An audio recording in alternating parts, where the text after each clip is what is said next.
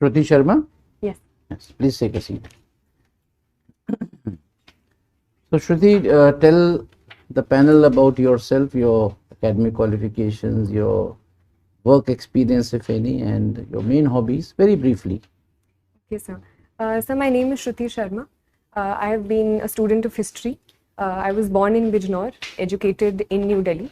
I completed my graduation from St. Stephen's College, and currently I've just started my post-graduation in sociology from Delhi School of Economics. And I am constantly like to learn new things and explore new cultures through language, food, books, and cinema. And I'd like to see myself as an optimist. So, Shruti, you are a graduate, and you have done MA also in sociology. I've Delhi just School of started Economics. my. Sorry? I've just started my MA. You have started. Oh, you have started this. Very school. So,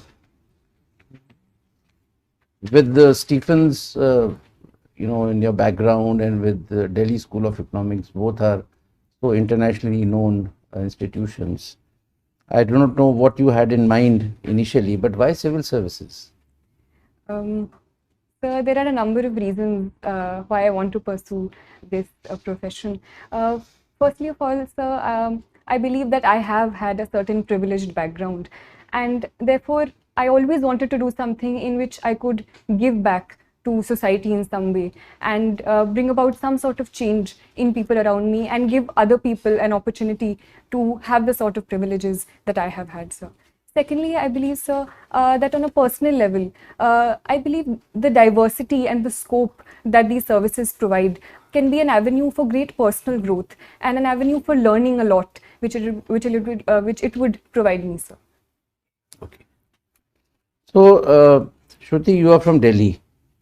Now, how the safety of women, the perception about safety of women, has changed over the last, say, about 10 years, ever since Nirbhaya happened? Yes, sir. So, the Nirbhaya incident was a turning point in terms of the global discussion that happened around Delhi regarding women's safety. So, in a sense, it was a turning point, and a very bad incident set the precedent for a lot of good steps that were taken post that time period. So, a number of steps have been taken since that time period by the union government and the Delhi government in that regard, ranging from the Nirbhaya Fund to certain steps by the Delhi government to increase CCTV coverage and reduce dark spaces, to also increasing scope for better mobility for women, be it in the space of women marshals in the buses at that point. So I think a certain progress has taken since that time period.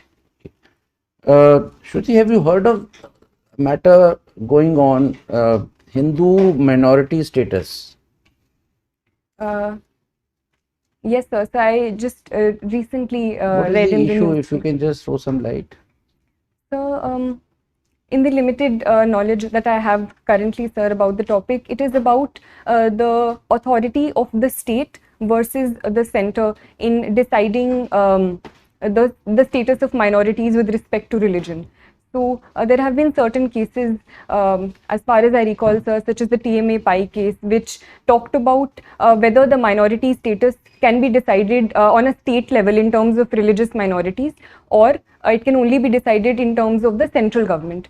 So I think that is the issue. No, but this is primarily related to Hindus being given minority status in those states where they are in minority. Presently, even if suppose in the case of, say, Punjab or JNK, right, Yes. where Hindus are in minority, but the actual minority status is given to those who are in majority. So a PIL is in Supreme Court. Yes, sir. The center has asked Supreme Court to consider this, that we would like to give minority status to Hindus in those states which I have mentioned.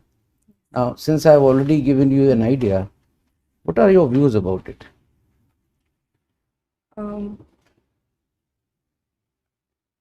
So, the Constitution of India does protect the status of minorities in India as a whole.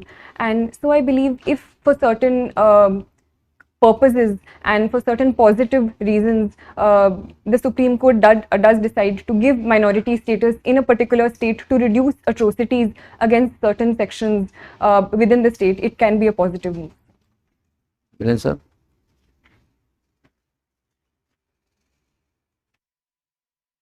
Question, I'll take it on. You see, the Supreme Court does it.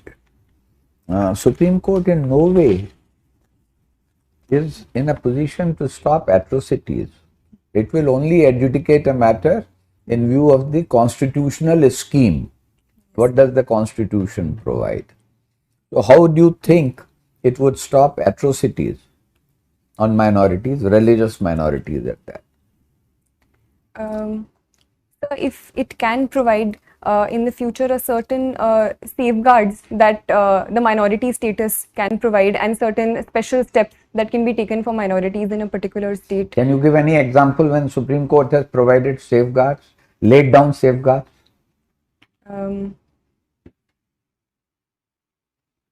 You heard of Vishakha's case? Yes. Okay. Have you been a student of history? Yes, sir. Who do you think, whom would you rate as a foremost historian of the later Mughals period?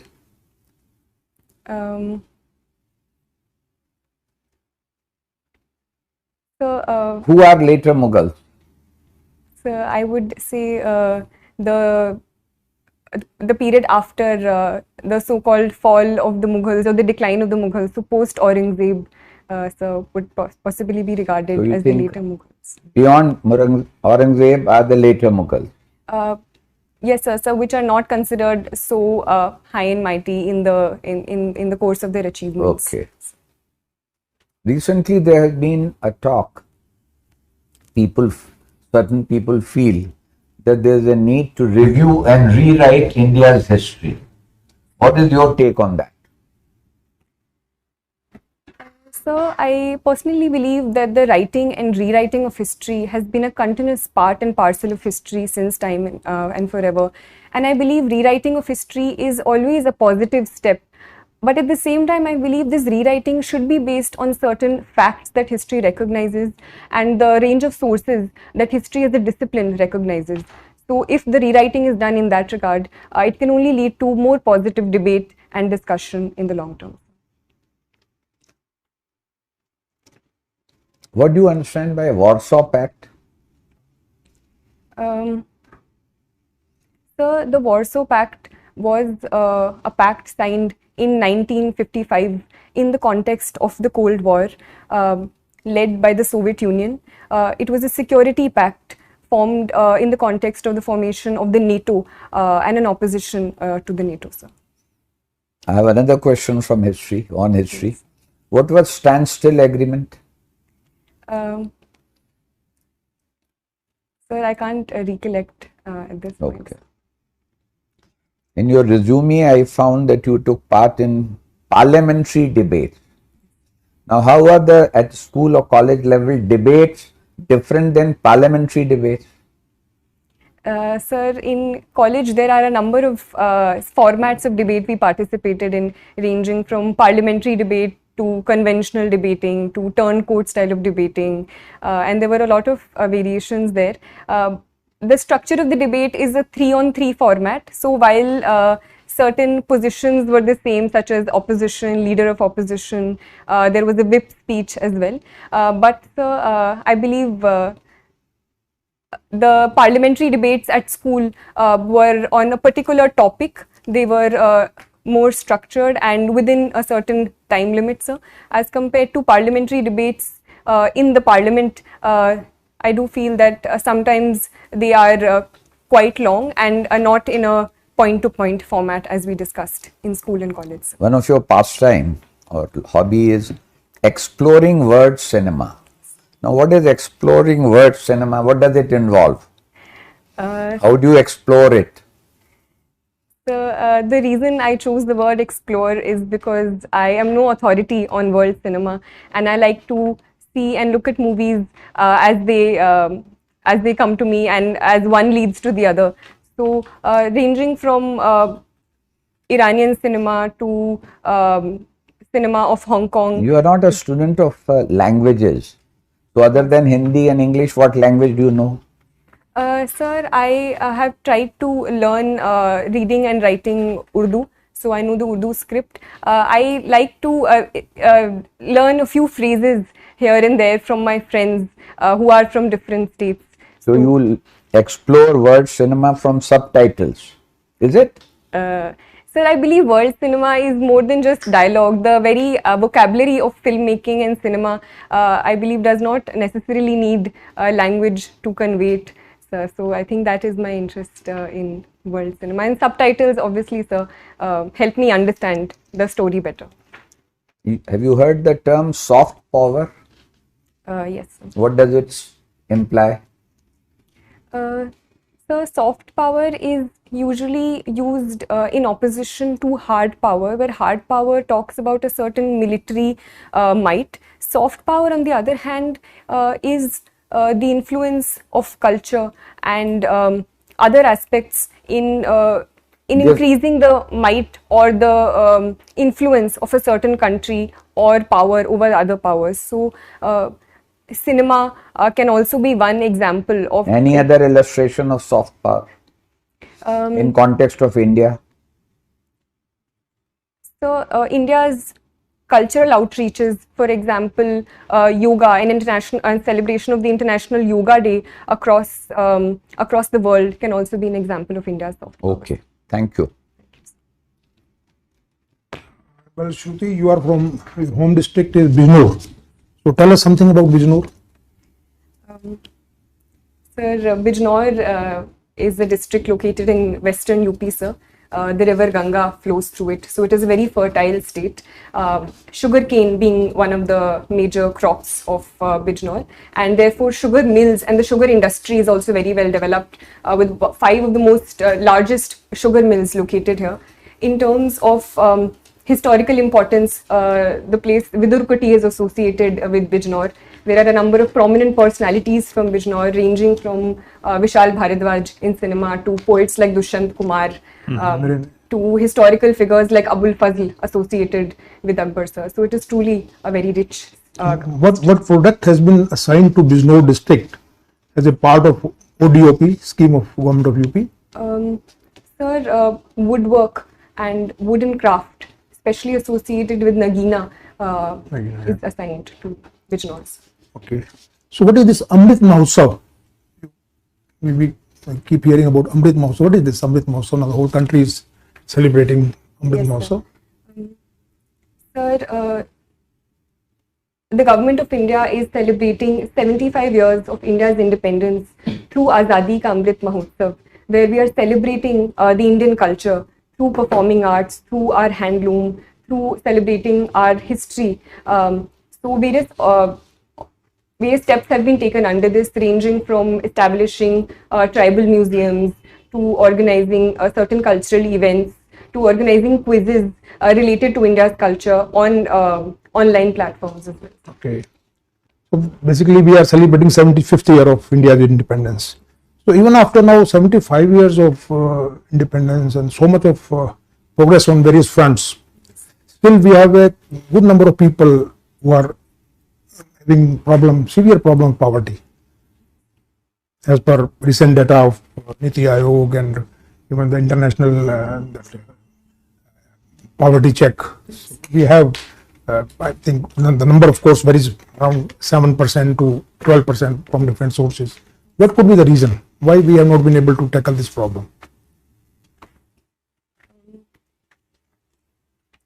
So, I believe that a lot of progress has happened since the time period of India's independence, where close to 60 to 70% people were below the poverty line, to currently today, where close to 20% are considered according to the Tendulkar committee report. So a certain progress has taken place and the progress is ongoing, sir. But simply because of the huge challenges associated with such a large country, with such a huge population, and the over-dependence on agriculture to a certain context, I believe has been responsible. But government steps are ongoing to reducing these hurdles by taking steps in the realm of industry, in the tertiary sector and other spaces. What is the current size of Indian economy in US dollars terms, approximately? I can't recollect the exact. Okay. So we have set a target of 5 trillion US dollars economy by 2024-25. Currently we are at around 3 plus. Do you think we'll be able to go somewhere nearby by that time? Is there any, what measure do you think can Government of India take to really give a big boost to our growth? Yes, sir. So I do believe that I am an optimist. So I would say that we can surely reach this level. Certain obstacles are there, especially in context of the COVID pandemic and certain repercussions of the COVID pandemic, which have been on the global economy as a whole.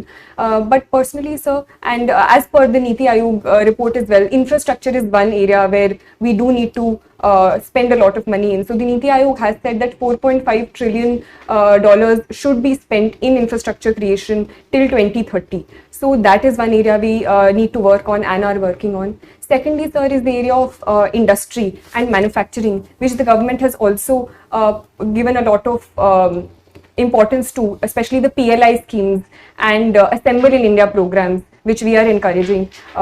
MSME is also one sector in the manufacturing sector. Through various Mudra schemes we are pushing forward. Thirdly, sir, is agriculture, because more than 50% of our population is dependent on agriculture, and unless and until we tap on that front and diversify and add more value added products to agriculture, that can't be done. So in that context, giving importance to food processing industry is important, and bridging the gap between the farmer and the market through technology is also one step. So what is the scheme for basically promoting this food processing industry launched by the Government of India? So there is this scheme,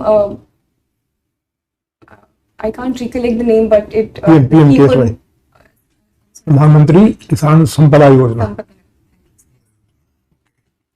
So in your opinion, which is the very significant public policy initiative in the last couple of years by Government of India, which has done really, in your opinion, has done really well?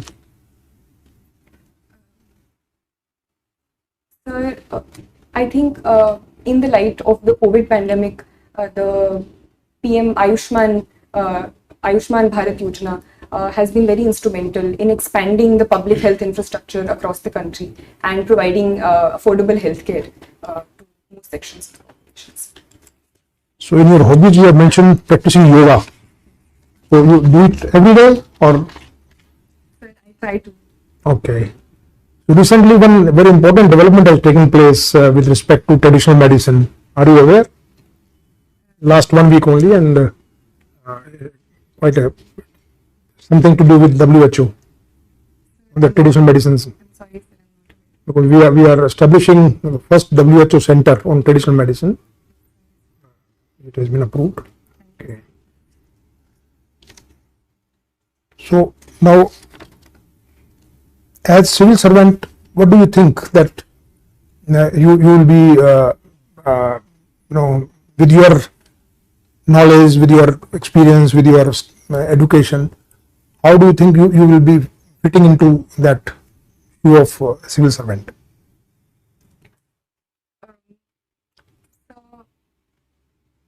Sir, as per my background, I feel that my background in history can help me understand present social realities in a more wholesome way, and therefore solve them using that background of history and the social sciences, sir.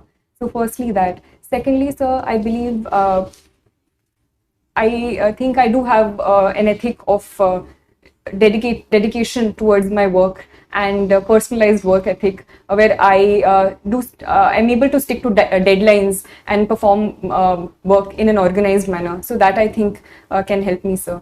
Thirdly, I believe, sir, that I like to work in teams, and I have good interpersonal relationships with people around me, and I have been told so. So that also I think can be an asset. So have you any experience of working in a team in your college or university days? Yes, sir. I was in school. I was in the student executive, and I was appointed as the secretary of cultural affairs. Okay. So we organized all school events and participated in and organized all the events during the entire school year. Thank you. Shruti, you are a student of history Yes, sir. and you had sociology, you're studying sociology.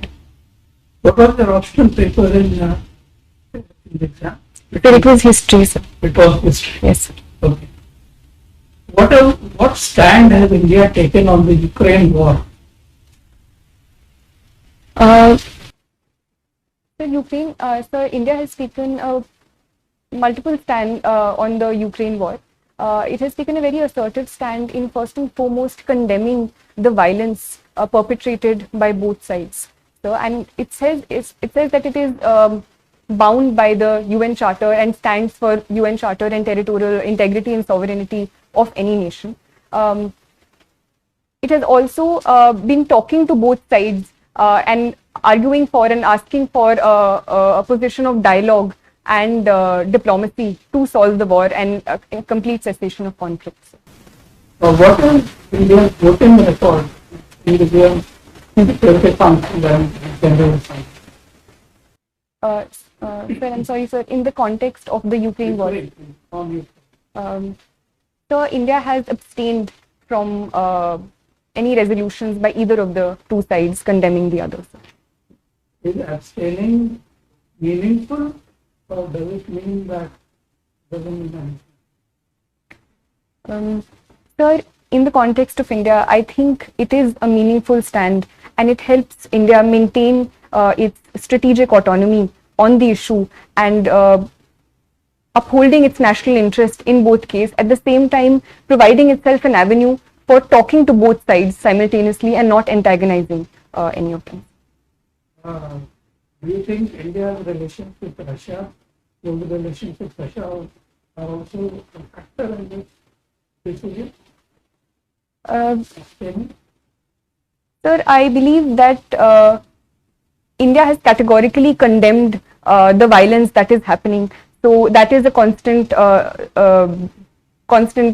thing which has led to this decision. But at the same time, it has also abstained in the context of making sure that it does not antagonize both sides and at the same time maintains its strategic interests. So. Why is the US so keen to expand NATO to include Ukraine? Why?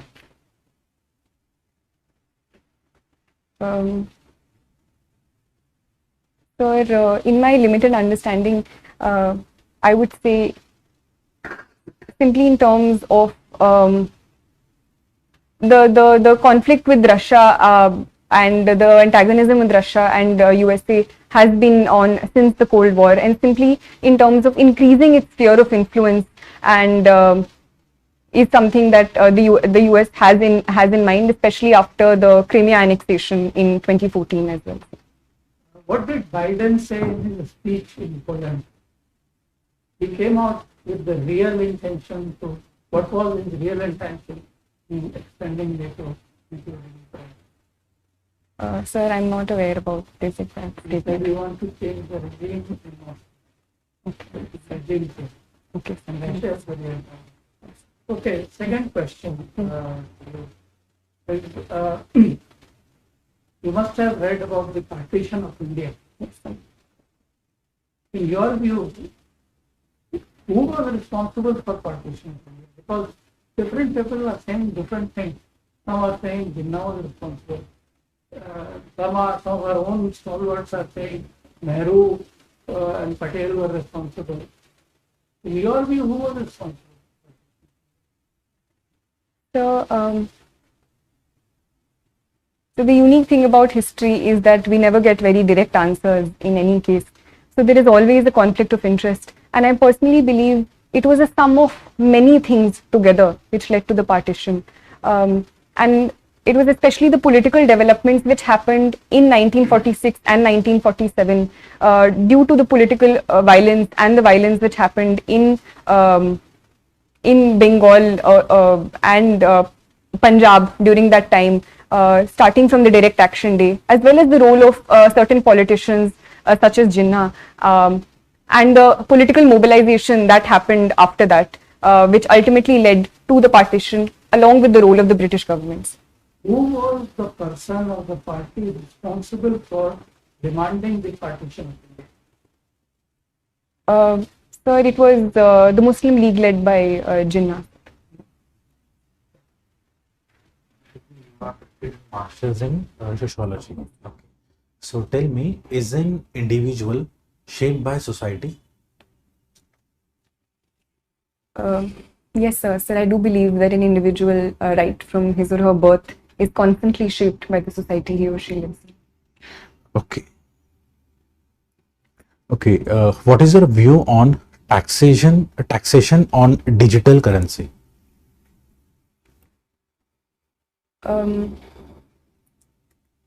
So this was a step that was taken in the context of the current budget, and where cryptocurrencies have come under taxation, sir. Sir, I think it is a good step in terms of bringing into ambit and increasing a source of revenue for the state for a reality that is increasing around the world, and so it is an area which was not under the ambit of state taxation. So I think it is a positive step that this area has been brought under taxation. Okay. You do not seem to be very keen on joining police services. Any particular reason? Sir, I would like to join any services where I have been provided an opportunity, sir.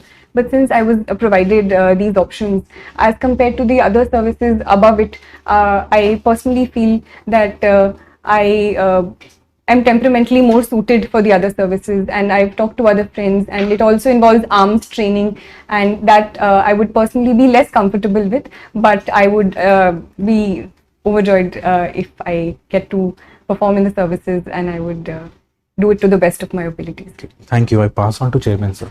Shruti, we have asked quite a few questions Yes. so far. Any question any topic which we may not have covered, or some topic which may be of your choice, you would like to ask the last question from the subject of your choice? The poetry is something that I... So poetry, tell me which kind of poetry you recite or write, English, Hindi? Sir, I like to read Hindi, English, as well as Urdu poetry, sir. But one of my favorite poets recently is Sarveshwar Dayal Saxena, sir. So tell me, how have poetries helped in the India's freedom movement? The poetry is a very potent tool in raising the motivation of people and raising the sentiments of people. So poetry has been a very important part of the freedom struggle as well. One immediate example that comes to my mind is Faiz Ahmad Faiz Subh Azadi, which was in association with the freedom struggle and the partition specifically. So thank you, Shruti.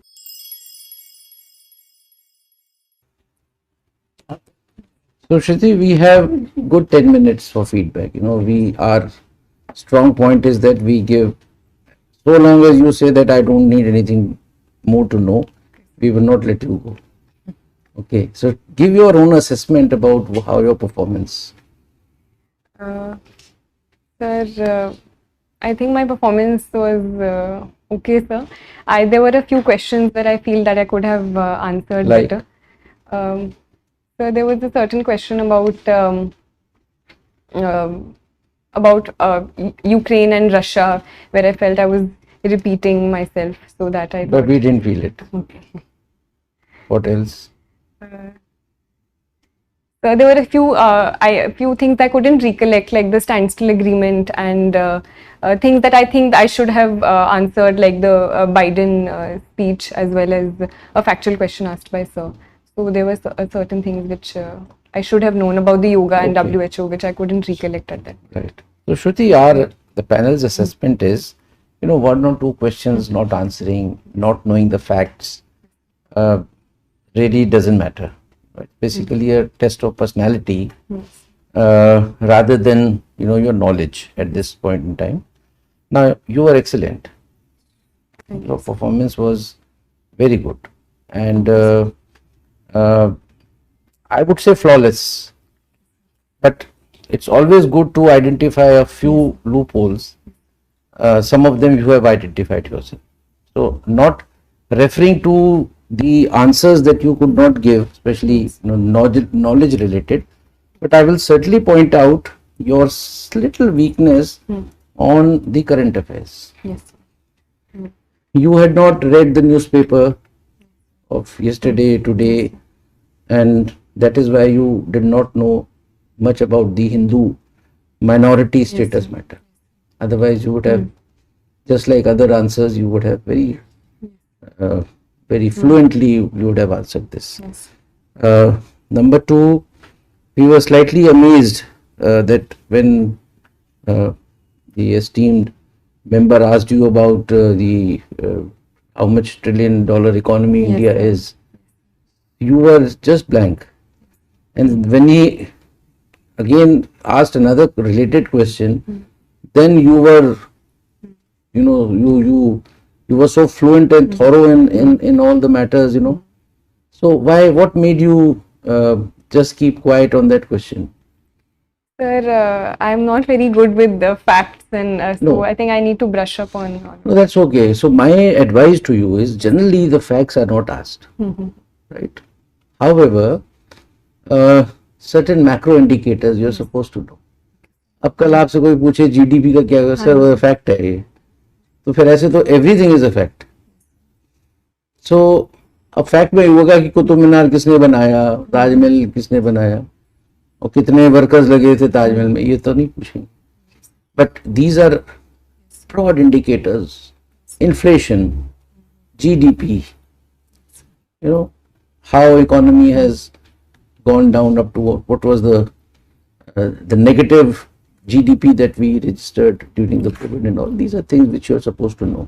So my advice to you is, when on such a question you were asked and you did not know exact the number, don't keep quiet.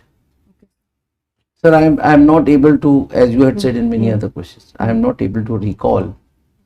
But you knew about $5 trillion economy. You knew. Yes. Immediately उसके बाद कहिए कि sir, I am not aware exactly how much we have recorded this year. However, I am very much aware of the fact that India is aiming to become a $5 trillion economy. Initially, it was to be accomplished by the year 2024-25, and that's all. Then he can ask you. In fact, the basic idea about asking the question was not to test your knowledge as to how much is the. Yes.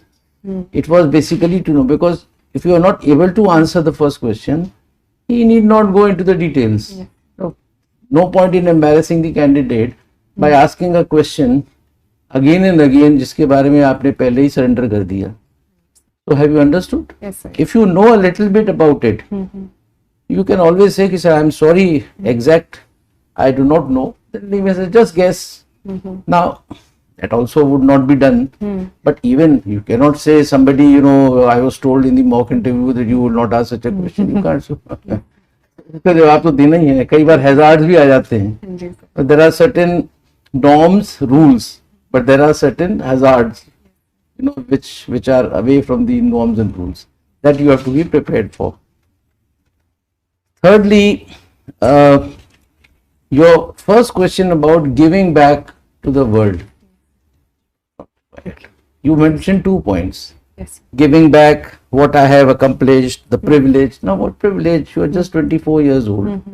अभी तुम्हें दुनिया ने दिया क्या है?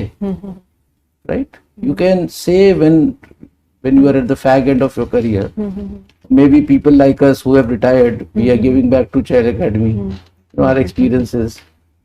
So at this point in time, this answer is not apt. But second thing that you mentioned about diversity, you expand that a bit more, right? So public services, the basic difference between whether you are an academician, whether you are a corporate in corporate sector, when you have to choose the civil services, the first thing is that you are joining a public service. You're keen on public service. That is the uniquest part about civil services.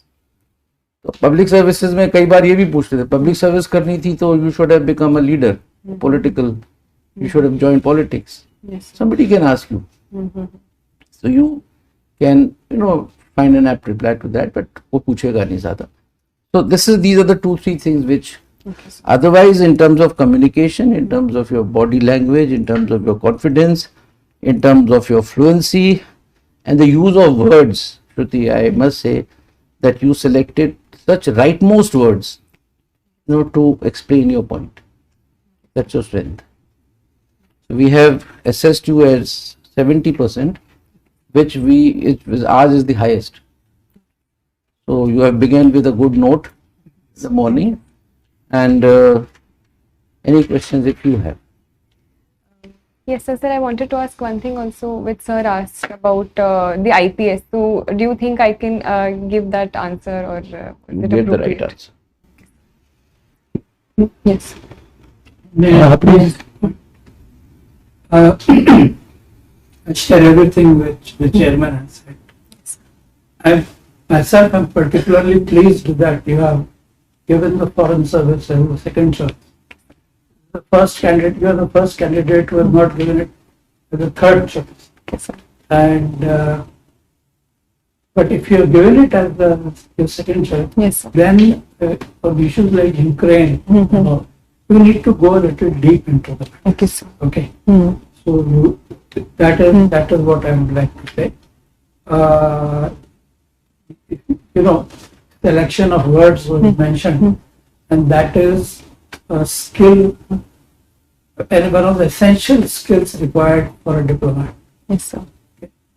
So don't change. My own advice is don't change your option.